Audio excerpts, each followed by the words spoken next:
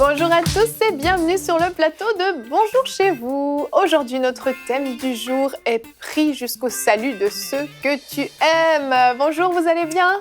Ça va bien. Bon lundi à tout le monde. Aujourd'hui, donc un thème important. On va voir qu'on peut vraiment changer la destinée de quelqu'un en priant pour son salut. C'est quand même assez efficace en général. Ouais, waouh. Nous aussi, on a prié pour nous. Je me sens très en forme. Le démarrage diesel. Ouais, c'est ça, c'est lundi. Le week-end est encore bien pesant, on dirait. Et c'est ça, on va parler de ce fardeau qu'on peut avoir pour certaines personnes, des membres de notre famille, des personnes, des collègues de travail, des amis, des gens qu'on aime. Et on peut vraiment avoir un fardeau pour eux et commencer à intercéder pour le salut de leur âme. Et Anne, on va rester dans le thème du salut. Avec toi, tu vas répondre à une question. Mon pasteur, j'ai une question. Quelle est cette question? Ouais, c'est Junior d'Espagne qui nous demande si le salut des enfants, des tout jeunes enfants décédés, dépend du salut des parents. C'est une grande question qui a agité beaucoup de théologiens depuis les siècles passés, dans tous les siècles passés. Puis, oui. Essayez de s'atteler à la question. C'est ça, et des fois, on a envie de croire certaines choses parce que c'est aussi plus facile, etc. Donc, on va voir ce qu'on peut dire. On va voir ça. Et toi, Annabelle, tu nous présentes ton dernier livre de la semaine avant que Nadine revienne lundi prochain. Oui, donc je vais essayer de bien le faire. Le témoignage de Nicky Cruz du ghetto à la vie. Et beaucoup de gens ont entendu parler de Nicky Cruz, mais au final, on découvre beaucoup de choses dans son témoignage et comment un jeune homme complètement rempli de haine a été sauvé avec un simple Jésus t'aime. Et c'est un témoignage qui donne beaucoup d'espoir pour les gens notamment qui se disent je ne vois pas comment cette personne-là pourrait être sauvée tellement elle est tombée bas parce qu'il était vraiment très très très bas. Waouh! On a hâte que tu nous en dises plus et on terminera l'émission comme chaque lundi. Aurélie, ce sera quoi le témoignage cette semaine? Alors, je vais lancer un avis à toutes les personnes célibataires qui désespèrent et je ne parle pas de moi. D'accord. De ces personnes qui, comme Sandra, désespéraient. On va parler de Sandra aujourd'hui qui a eu vraiment une consolation par rapport à son célibat en regardant nos émissions. Merveilleux, une magnifique émission en perspective. Et on commence sur les chapeaux de roue avec toi, Jérémy, dans la pensée du jour.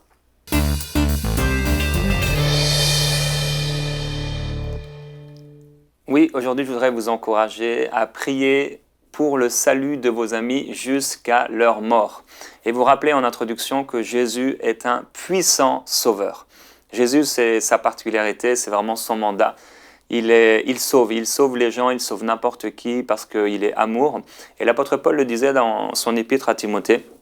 Il dit, j'exhorte en premier lieu, en première chose vraiment, par-dessus tout, prier pour tous les hommes, pour leur salut, parce qu'il est bon, agréable à Dieu de les sauver et de les faire parvenir à la connaissance de la vérité. Alors, c'est tellement nécessaire de prier pour le salut de nos bien-aimés. C'est quelque chose que Dieu nous demande, c'est quelque chose que Dieu veut faire. Dieu veut sauver. Il veut sauver vos amis, il veut sauver votre famille. Et il est si nécessaire, je ne pourrais pas dire combien le salut, un livre ne suffirait pas à écrire, à dire ce que le Seigneur a fait pour mon propre salut, ce que ça a changé dans ma vie. Et dans la vôtre certainement, si vous êtes déjà sauvés. Le salut, c'est extraordinaire, il est tellement nécessaire de prier pour ceux qu'on aime. Et on peut prier, mais on peut prier aussi, on doit prier avec persévérance. Ça, c'est quelque chose d'important, c'est persévérer dans la prière. Souvent, on va prier pour quelqu'un, on va le faire pendant quelques jours et après on se décourage. Mais il est important de pouvoir prier avec persévérance pour le salut de ceux qu'on aime. Alors, vous pouvez par exemple prier pour quelqu'un et vous dire cette année, je vais prier tous les jours jusqu'à son salut. Certaines personnes font ça. Et je suis persuadé que si vous priez tous les jours pour quelqu'un jusqu'à son salut, il ne tardera pas à ce que le Seigneur puisse le sauver. La Bible dit qu'Élie était de la même nature que nous. Et pourtant, il a pu prier, le ciel s'est fermé, le ciel s'est ouvert. Et la Bible déclare que celui qui, par ses prières, ramènera un pécheur de la voie dont il s'est égaré, il sauvera une âme, bien sûr, il couvrira une multitude de péchés, et ça c'est possible pour vous. Alors vous pouvez dans le lieu secret prier pour les gens qui sont perdus, sans même qu'ils le sachent. Là dans le lieu secret, vous intercédez, vous priez pour eux, jusqu'à ce qu'ils soient sauvés. Et je me souviens quand je priais pour quelqu'un qui s'était éloigné du Seigneur, je lui disais « je suis sur ton dos ». Eh bien, cette expression, être sur son dos, vous pouvez être sur le dos de quelqu'un sans qu'il le sache, par votre prière, où qu'il soit, quoi qu'il fasse, dans quel pays où il se trouve, eh bien, vous êtes sur son dos par votre prière. Il y a quelque chose à cause de votre prière qui repose sur lui, un esprit de prière qui travaille, le Saint-Esprit qui travaille dans son cœur parce que vous êtes en train de prier. Amen, amen, c'est tellement puissant et efficace. Et c'est vrai qu'on peut des fois se demander, mais est-ce que c'est vraiment nécessaire de prier? Dieu peut intervenir. En quoi ma prière peut changer quelque chose? Et on se souvient très bien de cette personnalité, je ne sais plus qui avait dit ça, mais il semblerait que Dieu ne puisse pas intervenir sur la terre sans que quelqu'un le lui ait demandé. Et en fait, il y a vraiment une puissance quand on prie pour le salut de quelqu'un. Il y a des choses qui vont se mettre en place. Déjà, il y a des circonstances qui vont se mettre en place. Peut-être que Dieu va mettre quelqu'un sur sa route, de différent de nous. On va peut-être juste être la personne qui prie. Mais on va aussi pouvoir déposer, modifier des choses dans le surnaturel, dans le monde spirituel, pour amener un changement. Et on va voir notre verset du jour, qui aujourd'hui est dans 2 Corinthiens 4:4, qui nous dit que le Dieu de ce monde a aveuglé leur esprit et les empêche ainsi de voir briller la lumière de la bonne nouvelle qui fait resplendir la gloire de Christ, lui qui est l'image de Dieu. Dans ce verset, on comprend bien qu'il y a un aveuglement, on parle de voile parfois, qui est devant les yeux des incroyants, et qui fait que quand on parle simplement, quand on témoigne simplement de Jésus-Christ, certaines personnes vont peut-être recevoir, mais la plupart du temps, les gens n'arrivent pas à saisir en fait ce qu'on est en train d'expliquer. Et dans la prière, on peut justement petit à petit faire tomber un peu ce voile et puis ouvrir les yeux des gens. Il y avait une dame dans l'église de Yonggi-sho, c'est la plus grosse église au monde, je crois, pentecôtiste, ou en tout cas une des plus grandes. Et il y avait un journaliste qui l'interrogeait sur comment elle avait réussi à amener autant de gens au Seigneur, parce que c'était elle qui avait le record des gens à amener au Seigneur dans son église. Et elle disait que c'est très rare qu'elle aborde quelqu'un pour lui témoigner de Christ sans avoir auparavant prié de longues semaines pour la personne. Elle disait, témoigner à quelqu'un pour lequel tu n'as pas prié, c'est comme semer de la semence dans un terrain que tu n'as pas préparé. Donc peut-être que la graine va prendre, mais seulement si tu laboures, là, tu es sûr que ça va faire des belles plantes. Et donc elle prenait des cibles vraiment inspirées par l'Esprit de Dieu, et puis elle priait, elle intercédait pendant plusieurs semaines, et là, quand elle sentait spirituellement que c'était mûr, elle témoignait, puis quasiment à chaque fois, ça marchait. Et les gens, il y avait un nombre incalculable de gens dans l'église de Yonggi-sho qui avaient connu le Seigneur par le témoignage de cette femme. Ça m'a toujours marqué, puis je me suis dit, un jour je l'ai fait d'ailleurs, je pensais, j'ai vraiment pris à cœur sa méthode, si jamais il y a une méthode, et ça avait marché. Ça avait marché. Et quelqu'un qui venait en vacances chez nous et pendant l'été, à partir du mois d'avril, chaque jour. Et la personne est arrivée, c'est quelqu'un qui voulait rien entendre de Dieu et paf, elle est venue au Seigneur. Mais tu nous disais aussi avant l'émission qu'il y avait un pasteur qui priait pour toute sa famille, chaque membre de sa famille élargie, tous les jours, c'est ça? Oui, c'était un pasteur que je connais depuis très longtemps. Il disait qu'il était d'une famille inconvertie. Donc, il était le seul chrétien pendant plusieurs années, mais il avait pris à cœur sa famille élargie, les oncles, les tantes, les cousins, cousines, et il priait pour tout. Je ne sais pas combien ça faisait, mais plus d'une vingtaine de mon souvenir. Et à un moment donné, pendant des années, il a fait ça, et il s'est rendu compte que chacun se convertissait les uns après les autres.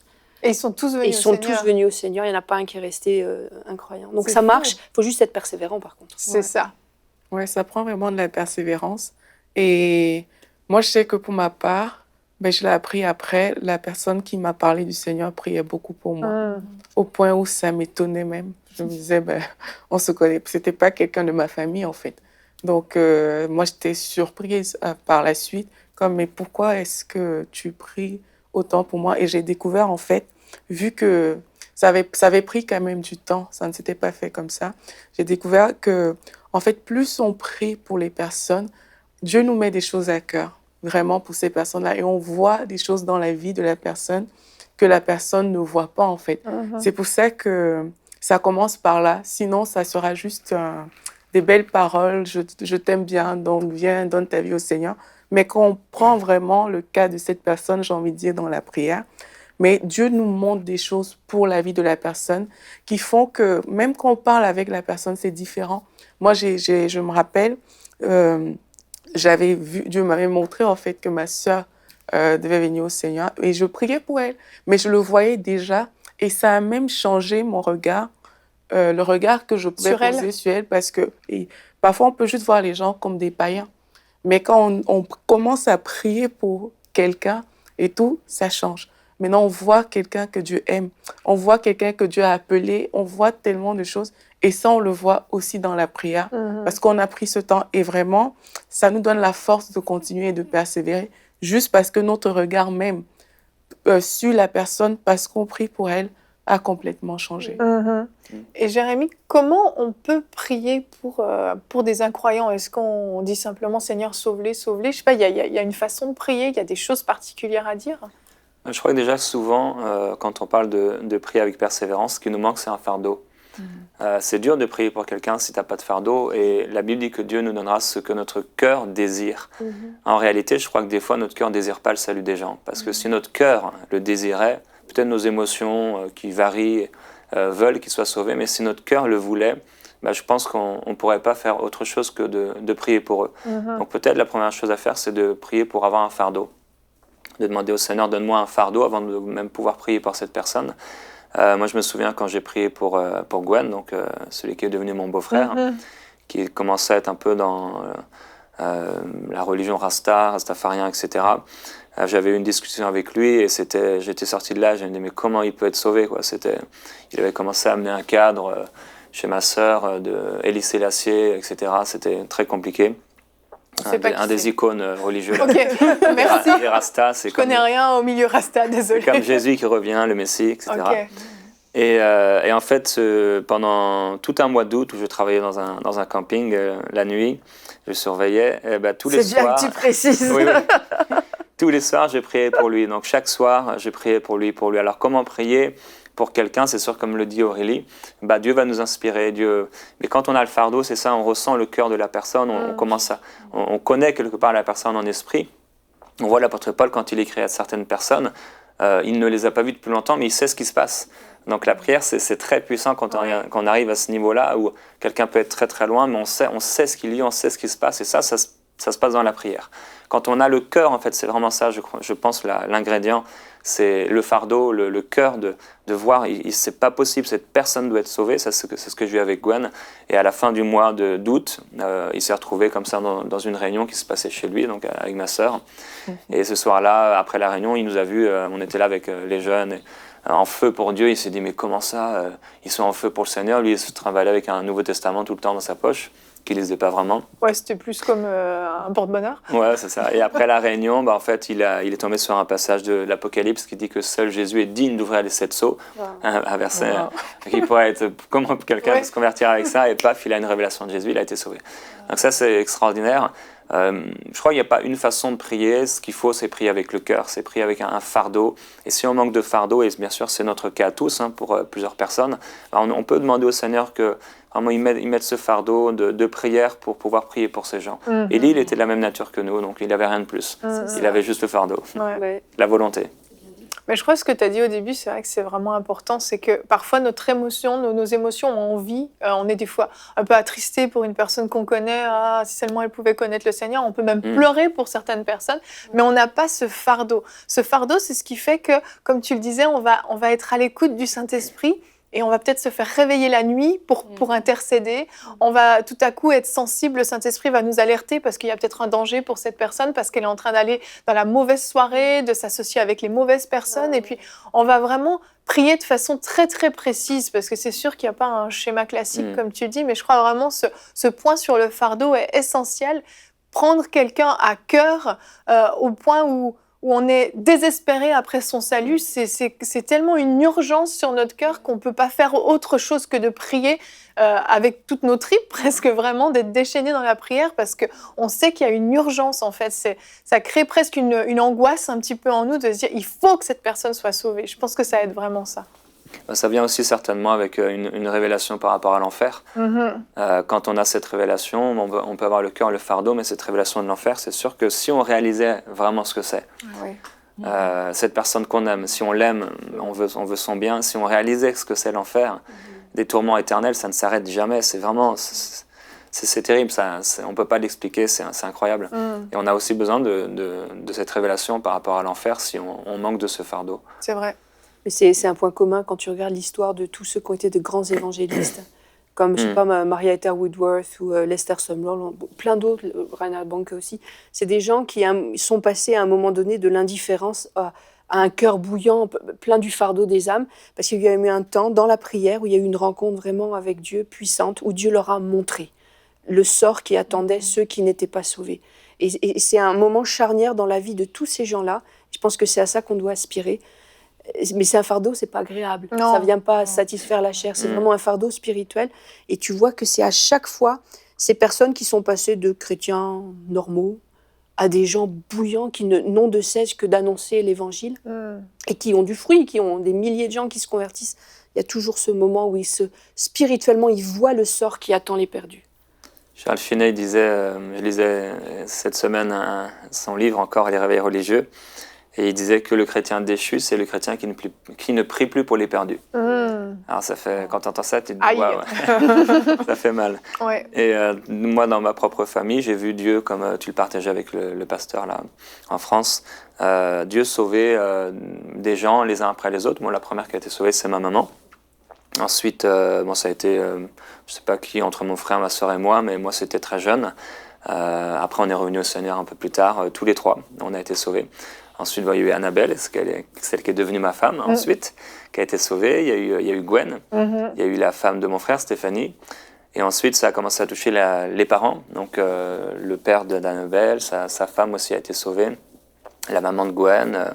Il y en a eu plusieurs personnes comme ça qui ont commencé à être sauvées, et il y a encore d'autres personnes qui sont en train d'être très fortement travaillées par le Seigneur. Et je prie que vraiment, dans nos vies, à tous, dans nos familles, ce salut, cette grâce, cet esprit qui travaille, ça prenne de plus en plus de place jusqu'à sauver toute notre famille. Amen. Il n'y a pas de trop grand rêve pour Dieu, et c'est sa volonté, ça lui est agréable quand on prie pour les gens qui sont perdus. Donc, qu'est-ce qu'on peut faire aussi à part prier? Annabelle, je pense que tu vas peut-être le partager dans la biographie, mais il n'a pas fait que de prier, il est aussi allé voir cette personne. Donc on peut prier comme cette mamie, là, je ne sais pas si tu en as parlé, qui priait pendant un temps, et au bout d'un moment, elle va parler à la personne. Mais aussi, il y a plein de gestes, il y a plein d'attentions, il y a des choses inspirées qui nous viennent dans la prière, comme Aurélie disait un peu, où tout à coup on a une pensée, mais aussi, je me souviens, je priais pour quelqu'un, lui il s'était éloigné du Seigneur, et il y a des fois où j'avais un fardeau très très particulier, alors je pouvais lui envoyer un texto. Voilà, et c'était vraiment le moment où il avait besoin, où il se retrouvait en boîte de nuit, ou je sais pas, et là c'était le truc, le moment. Il y a plein de choses qu'on peut faire, et je pense que si on s'ouvre et si on a le fardeau, le Saint-Esprit va nous inspirer des choses très particulières. Ouais. Moi, je me souviens, dans ma famille, j'ai 2 tantes, en tout cas en particulier, qui vraiment priaient pour mon salut, celui de mon frère, celui de ma sœur.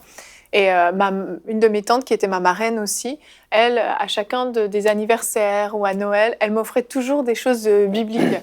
Mais particulièrement, elle m'offrait des posters, des fois, avec un verset biblique, un psaume, puis il y avait une belle image. Puis c'est sûr, j'étais une enfant, donc c'était genre des animaux ou un petit bébé, mais c'était super beau. Mais toujours, je les affichais au-dessus de mon lit. Et puis, je les lisais régulièrement. Alors, elle m'offrait des livres aussi. Bon, je lisais aucun livre, donc désolée. Je les ai tous lus quand je suis venue au Seigneur, par contre. C'est vrai que je les lisais pas. Mais tout ça, mine de rien, c'était des semences. Et puis, je voyais la différence de ces cadeaux, en fait, qu'elle m'offrait. Et quand je suis venue au Seigneur, plus tard, j'ai su que ces 2 tantes qui ont vraiment prié pour notre salut ont vraiment fait la différence. Et je sais que si j'ai été gardée aussi dans les sorties que je pouvais faire, mon frère, ma sœur aussi, on s'est mis dans des situations tellement dangereuses, tellement risquées, où il aurait pu nous arriver des catastrophes. Mais je suis convaincue que ces 2 tantes, en tout cas, il y en a peut-être d'autres, mais au moins ces 2 tantes dans ma famille, elles intercédaient, elles priaient. Mais des cadeaux, c'est ça, des choses aussi qu'on peut offrir, offrir une Bible, un Nouveau Testament. Je pense qu'il faut vraiment se laisser inspirer par rapport à ça. Ouais, après, dans le Nouveau Testament, on voit un verset qui est assez particulier, qui dit qu'une épouse, une femme, peut gagner son mari sans même avoir à parler, sans aucune parole. Par son attitude. Donc c'est vraiment, c'est particulier, quelqu'un qui se dit « oh, mais moi je ne sais pas trop comment parler », mais en fait on peut gagner quelqu'un même sans parole. Donc bien sûr, ce n'est pas la prière, mais c'est aussi certainement par l'attitude. Donc une épouse qui sera vraiment plein d'amour pour son mari, malgré voilà, quelqu'un qui n'est pas sauvé, des fois c'est pas très agréable, certaines réactions, attitudes, des fois même les chrétiens. C'est vrai. Attitude de douceur, une douceur particulière, une bienveillance, une bonté, un amour, une patience, ce fruit de l'esprit en fait qui est manifesté, c'est sûr que ça peut toucher quelqu'un. Je ne sais plus quel homme de Dieu a mis sa femme à la porte et le lendemain matin elle était à la porte comme ça et la première chose qu'elle a dit c'est est-ce que je peux t'offrir ton petit déjeuner ou ton café, je sais plus. Il était choqué, ça l'a touché en fait, ça a fait tomber des forteresses dans son cœur. Il était écroulé, il était sans armes en fait, désarmé. Je pense que l'amour ça désarme le cœur des gens. Il faut aimer les gens. Je crois que c'est tellement important. Qu'est-ce qu'on peut faire à part prier? C'est aimer les gens. On doit les aimer et cet amour, il est répandu dans nos cœurs par le Saint-Esprit. Et une chose, moi, que j'ai vécue par rapport au salut des âmes, à ces personnes dont tu parlais aussi, Anne, c'est que quand on commence vraiment à concentrer notre attention sur le salut des âmes, quand on commence à y penser, moi, le livre par excellence, à part la Bible, c'est les réveils religieux de Finet. Quand tu lis ça, tu peux pas rester insensible, en fait. Tu concentres toute ton attention et ça crée tellement de choses en toi. Et quand tu commences à concentrer ton attention, ça change tes attitudes, ça change quand tu es dans la rue, forcément tu penses aux incroyants, forcément tu vas commencer à vouloir annoncer l'évangile. Ça devient tellement fort au point où moi, dans mon expérience, ça a été que des fois je voulais plus sortir de chez moi parce que c'était trop fort. Je savais qu'à tout moment, dès que j'allais sortir, le Saint-Esprit allait à l'intérieur de moi se mouvoir, vouloir bouger, parler, etc. Et donc, j'ai prié qu'il y ait un vrai fardeau qui vienne sur tous ceux qui écoutent pour prier pour leurs amis jusqu'à la fin, jusqu'à leur mort s'il le faut. Parce qu'en fait, il faut continuer. Il faut continuer. Tant qu'ils sont vivants, il y a encore de l'espoir. Il n'est pas trop tard, où qu'ils soient, qu'ils ont entendu l'évangile 50 000 fois. Vraiment, Dieu est bien plus grand que ça. Amen. Amen. En tout cas, vraiment, on prie et on a prié même avant cette émission pour que vous, à la maison, vous puissiez recevoir ce fardeau dont on parle, pour qu'on l'ait nous aussi, parce qu'on en a vraiment tous besoin, ce fardeau pour une ou plusieurs personnes en particulier. Et on prie vraiment que dans cette émission, vous puissiez recevoir ce fardeau. Et Anne, je me tourne vers toi maintenant. Tu vas répondre à la grande question délicate, mais combien importante. Donc, comme tu l'as dit, Junior d'Espagne nous a demandé, est-ce que le salut des jeunes enfants décédés dépend de la foi de leurs parents? Pour certains, c'est une question qui est évidente et pour d'autres, pas du tout. Oui, elle est évidente pour certains et pour certains, elle n'est pas du tout évidente parce qu'elle touche à 2 points qui sont quand même fondamentaux et puis pas si faciles à cerner, qui sont tout d'abord le salut des tout-petits et puis l'impact de la foi sur le salut des enfants. Oui. De la foi des parents sur le salut de ces enfants-là. Alors, je vais commencer en disant que d'une manière générale, qui sommes-nous déjà pour juger du salut de quelqu'un? Parce qu'on va avoir des grandes surprises au ciel, à mon avis. Des fois, on est très, très rapide à juger qui est sauvé, qui ne l'est pas. Et puis, je pense qu'on aura vraiment des très grosses surprises. Moi, j'entends des gens, des fois, qui sont très catégoriques. Oh, lui, il n'est pas sauvé. Lui, il lui est arrivé ça, c'est sûr qu'il est perdu. Ça appartient à Dieu. Et il faut avoir déjà, pour aborder ce genre de questions, de l'humilité, de reconnaître que notre petite intelligence humaine ne peut pas régler toutes les questions et que c'en est peut-être une qui est très difficile à trancher. Maintenant, il y a une première vérité sur laquelle on peut s'appuyer si on essaye quand même de trouver la réponse à ça. C'est que Dieu est juste. Il y a Psaume 116,5 qui dit « L'Éternel est miséricordieux et juste et notre Dieu est plein de compassion ». Il y en a plein. Il y a aussi Psaume 92,16 qui dit « L'Éternel est juste, il n'y a point en lui d'iniquité ». Puis un que j'aime bien aussi, c'est Psaume 97 qui montre que Dieu est juste, mais que parfois il est vraiment difficile à comprendre. C'est que la nuée et l'obscurité épaisse l'entourent, en parlant de Dieu, et que la justice et l'équité sont la base de son trône. Alors on ne comprend pas toujours tout, mais on sait qu'il est juste. Mais on sait qu'il est juste, et qu'il est équitable, et que c'est la base de son trône. Donc Dieu est fondamentalement et profondément juste. Alors, on peut être assuré que quoi qu'il arrive, ces bébés, ces tout petits qui meurent, on sait qu'ils vont être traités avec justice, selon la justice de Dieu. Parce que c'est sûr qu'on pourrait être éventuellement inquiet pour leur salut, parce que la parole de Dieu dit que l'enfant qui naît est déjà né dans l'iniquité. Hein. Oui. Psaume 51,7 dit « Voici, je suis né dans l'iniquité et ma mère m'a conçu dans le péché ». Psaume 58,4 dit « Les méchants sont pervertis dès le sein maternel ». Donc là, on parle de tout petit, de nourrisson. « Les menteurs s'égarent au sortir du ventre de leur mère ». Donc ça remonte à loin. Donc le péché, on voit que c'est sûr qu'un tout petit bébé à la mamelle, là, c'est pas un pécheur, on voit pas ce qu'il a fait de mal. Mais c'est juste que être pécheur, c'est pas faire quelque chose de mal. C'est être fondamentalement et de manière inhérente en désunion avec Dieu. C'est ça que ça veut dire être pécheur. Donc l'enfant qui naît, il a déjà ça en lui. Alors, est-ce que la justice de Dieu peut passer par-dessus ça? Alors, dans Actes 10, 7, 30, il y a une parole... Annabelle est perplexe. Il y a une parole de l'apôtre Paul. Elle lit tes notes en avance. Oui, il y a une parole de l'apôtre Paul. Paul, il est interpellé par les Athéniens, puis il parle devant l'Aréopage, et puis il leur dit, mais Dieu ne tient pas compte des temps d'ignorance. Et alors, qu'est-ce qui est de plus ignorant qu'un nouveau-né? Oui. Je veux dire, on n'a rien appris encore. Donc, si Dieu ne tient pas compte des temps d'ignorance, j'imagine, dans la justice de Dieu, qu'il ne tient pas compte de l'ignorance des tout-petits. Bien entendu. Il y a un exemple qui est souvent cité quand il y a des cas de décès de tout-petits. C'est l'exemple de David qui jeûne et prie dans 2 Samuel 12. Vous avez sûrement lu ce passage. On le sait que David, il n'a pas eu que des hauts, il a eu aussi des bas. Et puis, parmi ces bas, il y a eu cet adultère avec Bathsheba. Et puis ce temps peu glorieux où il a mis enceinte Bathsheba donc dans l'adultère. Et cet enfant qui naît est frappé. La Bible nous dit que Dieu a frappé cet enfant et qu'au bout du 7e jour, il meurt. Oui. Le petit meurt. Et pourtant, David, qui avait été saisi de remords par rapport à la naissance de cet enfant et l'état de cet enfant, a prié, jeûné, même couché par terre pendant toute cette semaine, suppliant Dieu pour cet enfant. Et quand ses serviteurs viennent lui annoncer que l'enfant est décédé, ils ont peur de lui dire, ils ont peur de ses réactions. Et il dit, mais que signifie ce que tu fais? Tandis que l'enfant vivait, tu jeûnais, tu pleurais, et maintenant que l'enfant est mort, tu te lèves et tu manges. Il répondit, lorsque l'enfant vivait encore, je jeûnais, je pleurais, car je disais, qui sait si l'Éternel n'aura pas pitié de moi, et si l'enfant ne vivra pas? Mais maintenant qu'il est mort, pourquoi jeûnerais-je? Puis, est-ce que je peux le faire revenir? J'irai à lui, mais il ne reviendra pas vers moi. Il ne reviendra pas vers moi, mais moi j'irai à lui. C'est ce verset. Une évidence. C'est une évidence. Je veux dire, Dieu l'a pris avec lui. Et j'ai personnellement, vous le savez, perdu 2 tout petits. Mais j'ai aucune inquiétude sur leur salut parce que je sais que Dieu les a récupérés. Alors, est-ce que ma foi a joué dans le fait que mes petits soient près de Dieu? Je ne pense pas. Non. Je pense que la foi des parents, c'est un plus. Après, quand ils ont conscience du bien et du mal, pour les amener à Dieu, pour qu'ils comprennent. Quand ils seront en âge de prendre cette décision, quel que soit cet âge. Il y en a, ça va être à 2 ans et demi, il y en a d'autres, ça va être à 6 ans, d'autres à 8 ans. Mais Dieu ne tient pas compte des temps d'ignorance. Et la foi du parent va être agissante dans le salut de cet enfant après. Mais quand il naît, qu'il est tout petit et qu'il est dans ce temps d'ignorance, Dieu est juste. Et moi, j'ai aucun doute. En tout cas, personnellement, c'est ma conviction. Maintenant, il y en a peut-être d'autres qui sont d'un avis différent. Mais ma conviction personnelle, c'est que ces petits sont pour l'éternité auprès de mon Dieu. Et j'ai la même conviction. Aussi. Voilà, effectivement. On est tous d'accord. Merci Anne pour cette réponse complète. Donc peut-être que certains d'entre vous, en tant que parents, avaient été rassurés. Vous avez peut-être perdu un enfant tout petit ou même un peu plus grand.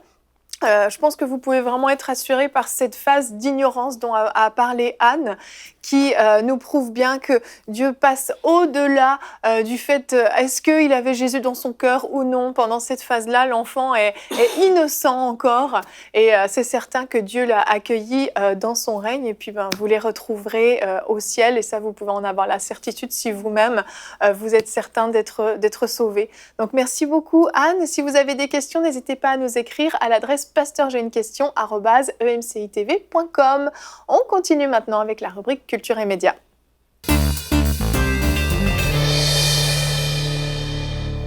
Donc Annabelle, on va regarder la vidéo de présentation du livre de la semaine et après on t'écoute. Découvrez le livre de la semaine.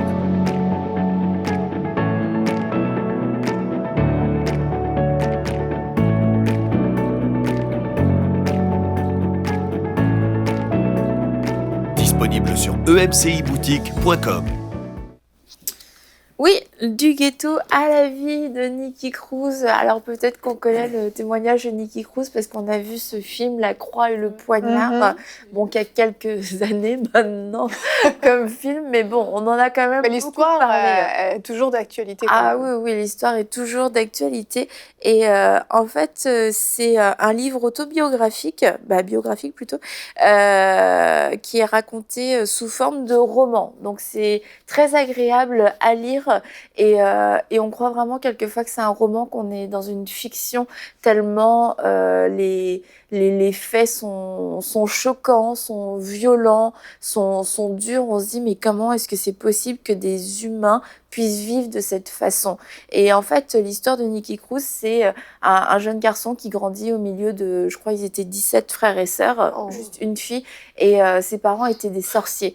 Et tout le monde venait dans leur maison, donc il a grandi dans cette atmosphère de sorcellerie où ils avaient très peur, ils avaient très peu d'attention de leurs parents parce qu'ils étaient beaucoup, et avec une mère qui lui a dit un jour: va-t'en démon, laisse-moi tranquille, laisse-moi démon, va-t'en, tu es le fils du diable, le fils de Satan, tu n'es pas à moi. Et en fait, le jour où sa mère lui dit ça, il est complètement, son cœur est déchiré, même s'il a déjà vécu des choses difficiles. Il se dit si même ma mère me dit ça, sachant qu'il vit dans un milieu totalement occulte, il voit des gens se faire exorciser à longueur de journée, ça le brise, il est complètement anéanti, et c'est une porte ouverte à la violence. Et alors qu'il est encore jeune, il raconte que il a frappé une fillette à la tête avec une grosse pierre, et il dit: je restais là à regarder fixement le sang qui suintait à travers ses cheveux. La petite fille hurlait, pleurait, et je riais en l'observant. Et en fait, il a pris goût à la violence de façon excessive, et c'est choquant en fait quand on lit ça, de voir à quel point il était rempli de haine, parce que des fois on se dit oui, peut-être qu'il a pas vraiment voulu faire ça, mais en fait il explique vraiment que lui, c'est ce qui le faisait, c'est ce qui faisait battre son cœur, la bagarre, le sang, faire du mal, et ça, c'est les choses vers lesquelles vraiment son cœur tendait. Et en fait, quand il a commencé, il est parti à New York quand il était encore assez jeune. Et en arrivant à New York, il a rencontré les différents gangs qui existaient dans la ville. Il a fait face à cette réalité, et il était très bagarreur. Donc il est très vite rentré dans un gang et devenu lui-même un meneur. Et en fait, il dit quand il est rentré dans les gangs, les surbooms, c'est les fêtes, les filles, mais par-dessus tout les combats. Je n'aurais plus à me battre pour mon compte, je pourrais frapper, blesser tant qu'il me plairait sans être blessé à mon tour, et mon cœur se mit à battre plus vite. Et il se pourrait que j'ai la chance de poignarder vraiment quelqu'un. Il me semblait voir le sang couler sur mes mains et tomber goutte à goutte sur la rue. Et ça, c'est vraiment ce qui l'excitait. Il était content que ça puisse lui arriver, ça venait le rassasier. Et en fait, il vit des choses absolument horribles et terribles et ultra violentes, jusqu'à ce qu'il croise le pasteur David Wilkerson. Et je gâche pas le suspense. Non, parce que on le connaît l'histoire. Mais en lisant le livre, il y a beaucoup de détails qu'on n'a pas dans La Croix et le Poignard. Et même quand il raconte son témoignage, on n'a pas tous ces détails. Et en fait, donc il rencontre le pasteur David Wilkerson. Bon, vous imaginez bien qu'il lui a pas fait le meilleur des accueils, mais le pasteur David Wilkerson, il prêchait dans la rue en fait. Il a été interpellé par Nicky, et bon, on voit qu'il a eu un fardeau en fait pour lui. Et il va le trouver dans un sous-sol, là où tout le gang se rassemble, l'endroit où t'as pas envie d'aller. Déjà, faut être un peu fou pour descendre. Voilà. Là, le fardeau te pousse. Ah oui, le fardeau te pousse. Faut qu'il y ait un fardeau. Et il dit, donc Nicky Cruz, Wilkerson, le pasteur, vint à moi détendu comme si l'endroit lui appartenait. Un lâche sourire éclairait son visage. Et une fois de plus, il me tendit la main en disant: Nicky, je désire seulement te serrer la main. Et avant qu'il puisse achever sa phrase, je le frappai durement à la face. Et il essaya encore de sourire, mais il était évident que je l'avais impressionné. Pourtant, il ne céda pas et la peur s'insinua au-dedans de moi à me rendre malade. C'est fou Oh, ça. oui. Et en C'est fait, pas pasteur Wilkerson qui a peur, c'est lui. non, c'est ça, il est complètement déstabilisé. Ouais. Et là, David Wilkerson lui dit « Oh, tu sais, Nikki, ils ont aussi craché sur Jésus. Il a prié, Père, pardonne-leur car ils ne savent pas ce qu'ils font. » Et bon, là, les insultes continuent de fuser. Et le pasteur David Wilkerson lui dit « Mais Nikki, avant de partir, laisse-moi te dire encore une chose. Jésus t'aime. » Et il lui dit plusieurs fois « Jésus t'aime, Wow. Jésus t'aime. » Et on parle de prier jusqu'au bout pour les gens. Et quelquefois, un Jésus t'aime, une prière, ça semble tellement petit par rapport au péché, à la noirceur, aux ténèbres dans lesquelles les gens sont. Et c'est ce Jésus t'aime qui résonne en Nikki. Ça n'arrête pas, il n'arrive pas à dormir, il l'entend, il le réentend. Et il ressort de chez lui. Il sort de chez lui tellement la nuit parce qu'il n'arrive pas à dormir. Et là, qui passe dans la rue? Le pasteur David Wilkerson qui dit « Nikki, je voulais te dire, Jésus t'aime. Jésus t'aime. » Et c'est lui c'est le pasteur David Wilkerson qui a dit ces phrases. « Tu pourrais me couper en 1000 morceaux et les étaler sur la rue, mais chacun d'eux crierait encore que Jésus t'aime et tu ne pourras jamais plus échapper à cela. » Wow. Et on voit que ce Jésus t'aime l'a vraiment transpercé, bouleversé jusqu'à finalement le mettre à genoux au pied de la croix et qu'il puisse accepter Jésus. Donc c'est... Bon, je dois quand même le dire, il y a des passages qui sont un petit peu choquants, il y a de la violence qui est quand même assez décrite, donc je ne le conseille pas pour les jeunes enfants, mais je pense que c'est un livre excellent, notamment pour l'évangélisation. Il y a beaucoup de jeunes aujourd'hui qui vivent des situations similaires dans un contexte peut-être un peu plus moderne, mais avec autant de violence, autant de vulgarité, autant de ténèbres, autant de dureté, et donc c'est un excellent livre. Et puis nous, en tant que croyants, ça nous rappelle qu'il y a des gens qui souffrent et que ces gens cherchent Jésus, même si ils nous mettent une claque dans la figure quand on leur dit Jésus t'aime. Donc le livre Du ghetto à la vie est disponible sur EMC Boutique. Merci beaucoup. Et je tire ma révérence. Non, tu reviens jeudi, tu reviens Oui, jeudi. mais pas pour le livre de Pas la pour semaine. le livre de la semaine. Mais tu feras ta plus belle révérence jeudi, Annabelle. D'accord. On continue maintenant avec la rubrique témoignage. Aurélie, nous t'écoutons. Oui, Sandra, qui habite en France, elle nous a fait une vidéo qu'on peut regarder tout de suite pour son témoignage. Salutations à tous, je m'appelle Sandra, j'ai 29 ans et je vis en France. En 2010, au cours d'une réunion de prière, un serviteur de Dieu a prophétisé sur ma vie, disant que j'allais prophétiser. Et intérieurement, je demandais au Seigneur, mais Seigneur, qu'est-ce que ça veut dire réellement prophétiser? Est-ce que c'est devenir nonne? Et la réponse du Seigneur me fut adressée à travers une autre prophétie, me disant que j'allais me marier. Les années précédant cette prophétie ont été très difficiles pour moi. Affronter le regard des autres, entre la tristesse, l'inquiétude et le regard des autres, c'était très compliqué pour moi. Et je remercie le Seigneur qui m'a permis de regarder des émissions Bonjour chez vous sur le thème du mariage. Lors de la première émission, le Seigneur m'a délivrée de toute tristesse, de tout ce qui m'incombait à ce moment-là. Et lors de la deuxième émission, précisément au cours du témoignage de David et de Sylvie Terry, l'onction du Saint-Esprit descendue sur moi m'a apporté une grande consolation, une grande paix, afin de pouvoir attendre et patienter en vue de l'accomplissement de cette promesse sur ma vie. Soyez bénis. Beau témoignage de Sandra. Oui, exactement. Et vous voyez, elle nous a vraiment raconté son histoire où, suite au fait qu'elle attendait son mariage, en fait, depuis 2010, elle a reçu cette prophétie selon laquelle elle allait se marier. Et vu qu'elle tardait à arriver, vraiment, elle s'est retrouvée dans l'inquiétude, la tristesse, comme elle le partage. Et voilà, en regardant les émissions, elle a reçu tes merveilleux conseils. Toujours écouter Yveline Lebeau. Toujours, apparemment. Et puis, suite à ces émissions, comme elle a dit, vraiment, la tristesse a complètement disparu. Elle a été consolée par rapport au célibat, aux souffrances qu'elle vivait, en fait.